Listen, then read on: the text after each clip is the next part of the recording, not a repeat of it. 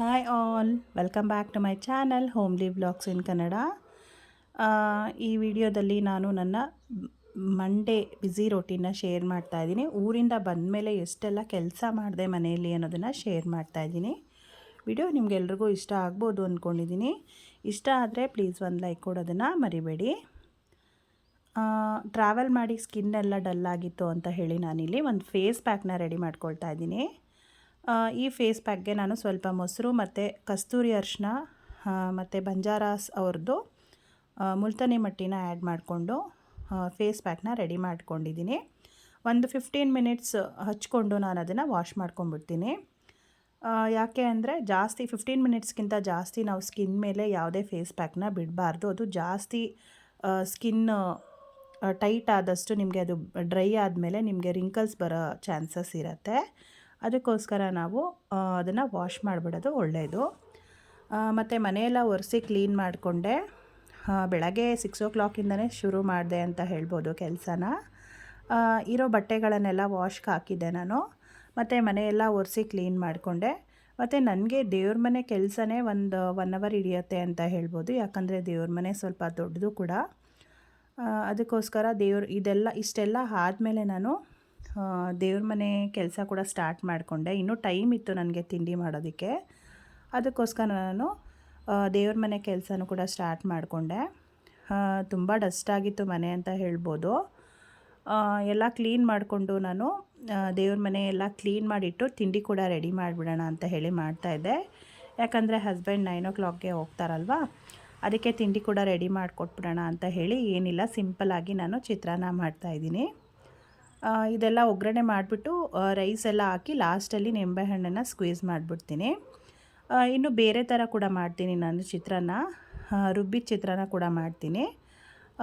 ಇಲ್ಲಾಂದರೆ ಚಿತ್ರಾನ್ನದ ಗೊಜ್ಜು ಕೂಡ ಮಾಡಿ ಅದನ್ನು ರೈಸ್ಗೆ ಕೂಡ ಕಲಸೋ ಥರ ಕೂಡ ಮಾಡ್ತೀನಿ.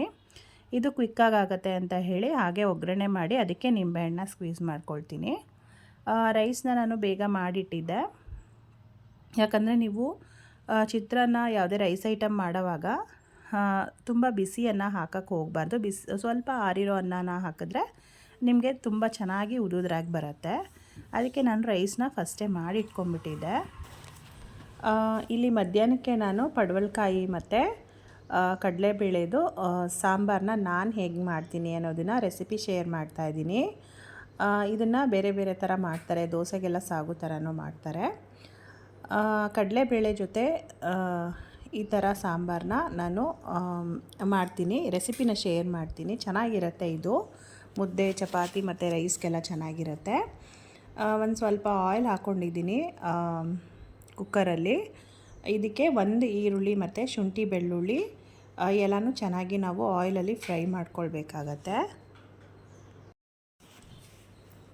ಶುಂಠಿ, ಬೆಳ್ಳುಳ್ಳಿ, ಈರುಳ್ಳಿ ಮತ್ತು 1-2 ಚಕ್ಕೆ ಲವಂಗನ ಹಾಕ್ಕೊಂಡು ಚೆನ್ನಾಗಿ ಫ್ರೈ ಮಾಡ್ಕೊಳ್ತೀನಿ. ಇದಕ್ಕೆ ಹಸಿ ಮಸಾಲೆ ಕೂಡ ನೀವು ಹಾಕೋಬೋದು. ಬೇಕಿದ್ದರೆ ಹಸಿ ಈರುಳ್ಳಿ, ಬೆಳ್ಳುಳ್ಳಿ, ಶುಂಠಿ ಕೂಡ ಹಾಕ್ಕೊಂಡು ನೀವು ರುಬ್ಕೊಳ್ಬೋದು. ಇಲ್ಲಿ ನಾನು ಫ್ರೈ ಮಾಡಿ ಹಾಕ್ತೀನಿ. ತುಂಬ ಮಸಾಲೆ ಸ್ಮೆಲ್ ಇದ್ದರೆ ನಮ್ಮ ಹಬ್ಬಿಗೆ ಇಷ್ಟ ಆಗೋದಿಲ್ಲ. ಅದಕ್ಕೋಸ್ಕರ ನಾನು ಅದನ್ನೆಲ್ಲ ಫ್ರೈ ಮಾಡಿಕೊಂಡು ಮಸಾಲೆ ಸ್ಮೆಲ್ ಜಾಸ್ತಿ ಇರಬಾರ್ದು ಅಂತ ಫ್ರೈ ಮಾಡ್ಕೊಳ್ತೀನಿ. ಫ್ರೈ ಮಾಡಿಕೊಂಡು ನಾನು 1-2 ಟೊಮ್ಯಾಟೊ ತೊಗೊಂಡಿದ್ದೀನಿ. ಒಂದು ಸ್ವಲ್ಪ ಕಾಯಿ ಚೂರು ತೊಗೊಂಡಿದ್ದೀನಿ. ಇದಕ್ಕೆ ಬಂದು ಧನಿಯಾ ಪೌಡರ್ ಮತ್ತು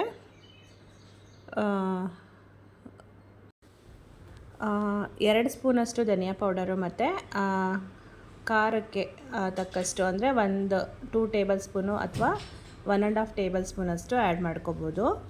ಆ್ಯಡ್ ಮಾಡಿಕೊಂಡು ಸ್ವಲ್ಪ ಕೊತ್ತಂಬರಿ ಸೊಪ್ಪು ಎಲ್ಲನೂ ಹಾಕಿ ನಾವು ಫೈನ್ ಪೇಸ್ಟ್ ಮಾಡ್ಕೊಳ್ಬೇಕಾಗತ್ತೆ. ಈಗ ಒಗ್ಗರಣೆಗೆ ನಾನಿಲ್ಲಿ 1 ಈರುಳ್ಳಿನ ಹಾಕ್ಕೊಂಡಿದ್ದೀನಿ. 1ರಿಂದ ಅರ್ಧ ಈರುಳ್ಳಿ ಆದರೆ ಸಾಕಾಗತ್ತೆ. ಅದೇ ಕುಕ್ಕರ್ಗೆ ನಾನು ಅರ್ಧ ಈರುಳ್ಳಿನ ಹಾಕ್ಕೊಂಡಿದ್ದೀನಿ.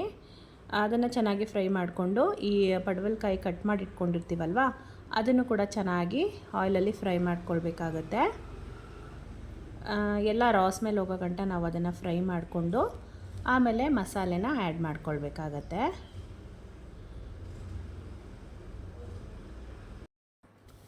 ದಿನ ಏನು ಸಾಂಬಾರು ಮಾಡೋದು ಅನ್ನೋ ಟೆನ್ಷನ್ ಎಲ್ಲ ಹೌಸ್ ವೈಫ್ಸ್ಗೂ ಇರುತ್ತೆ.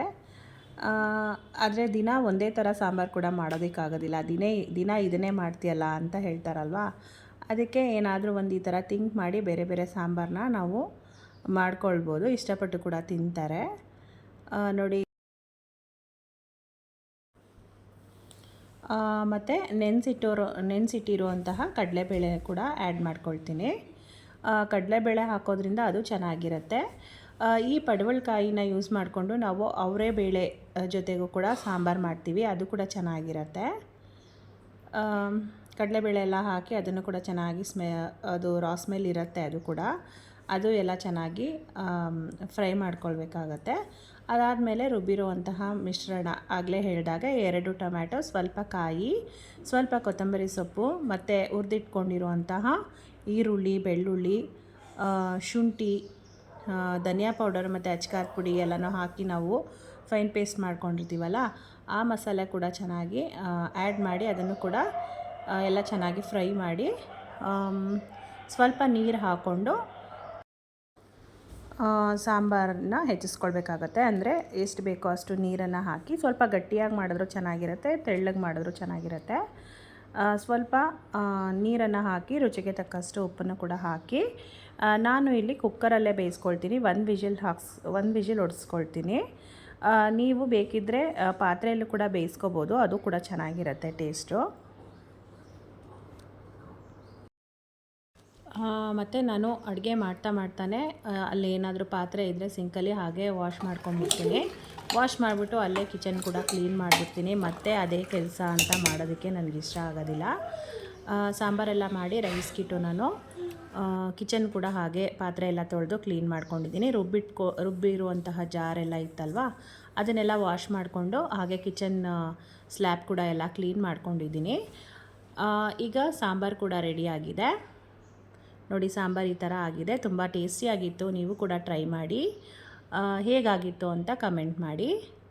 ನಾನು ಇದನ್ನು ರೈಸ್ ಜೊತೆಗೆ ಮಾಡಿದ್ದೆ, ಟೇಸ್ಟಿಯಾಗಿತ್ತು. ನೀವು ಕೂಡ ರೆಸಿಪಿನ ಟ್ರೈ ಮಾಡಿ ಹೇಗೆ ಬಂದಿತ್ತು ಅನ್ನೋದನ್ನು ಕಮೆಂಟ್ ಮೂಲಕ ತಿಳಿಸಿ. ಮತ್ತು ಊಟ ಎಲ್ಲ ಆದಮೇಲೆ ಮಳೆ ಬರೋ ಆಗಿತ್ತು, ಅದಕ್ಕೆ ಬಟ್ಟೆ ಎಲ್ಲ ಹಾಕಿದ್ದೆ ಮೇಲೆ. ಅದನ್ನು ಕೂಡ ಬಟ್ಟೆ ಎಲ್ಲ ತೊಗೊಂಬಂದು ಎಲ್ಲ ಫೋಲ್ಡ್ ಮಾಡಿ ನಾನು ಅಲ್ಲೇ ಎತ್ತಿಟ್ಬಿಡ್ತೀನಿ. ಯಾವುದನ್ನು ಹಾಗೆ ಇಡೋದಿಲ್ಲ. ಹಾಗೆ ಇಟ್ಟರೆ ಮತ್ತು ನನಗೆ ಇಂಟ್ರೆಸ್ಟೇ ಬರೋದಿಲ್ಲ ಫೋಲ್ಡ್ ಮಾಡೋದಕ್ಕೆ. ಅದಕ್ಕೆ ಆಗಿನ ಕೆಲಸನ ಆಗಲೇ ಮುಗಿಸ್ಕೊಂಡ್ಬಿಡ್ತೀನಿ. ಮತ್ತು ನೆಕ್ಸ್ಟ್ ಡೇ ತಿಂಡಿಗೆ ದೋಸೆಗೆ ನೆನೆಸ್ಬಿಡೋಣ ಅಂತ ಹೇಳಿ ದೋಸೆಗೆ ನೆನೆಸ್ತಾ ಇದ್ದೀನಿ ನಾನು. ಮರ್ತೋಗಿತ್ತು ದೋಸೆಗೆ ನೆನೆಸೋದು ನನಗೆ ಕೆಲಸದ ಬ್ಯುಸಿಲಿ. 3 o'clockಗೆ ನೆನೆಸಿದ್ದೀನಿ ನಾನು. 3 o'clockಗೆ ನೆನೆಸಿ 8 o'clockಗೆ ರುಬ್ತೀನಿ. ಅಂದರೆ ಈಗ ಸ್ವಲ್ಪ ಮೋಡ ಇರೋದ್ರಿಂದ, ಚಳಿ ಮೋಡ ಇರೋದ್ರಿಂದ ಇನ್ನೂ ಸ್ವಲ್ಪ ಬೇಗ ನೆನೆಸಿ ಬೇಗ ರುಬ್ಬೋದು ಒಳ್ಳೆಯದು. ಯಾಕಂದರೆ ಅದು ಹುಳಿ ಬರಬೇಕಲ್ವಾ. ವಿಡಿಯೋ ಇಷ್ಟ ಆದರೆ ಲೈಕ್ ಮಾಡಿ, ಶೇರ್ ಮಾಡಿ, ಕಮೆಂಟ್ ಮಾಡಿ. ಇನ್ನೂ ಸಬ್ಸ್ಕ್ರೈಬ್ ಆಗಿಲ್ಲ ಅಂದರೆ ಪ್ಲೀಸ್ ಸಬ್ಸ್ಕ್ರೈಬ್ ಮಾಡ್ಕೊಂಡು ನೋಡಿ.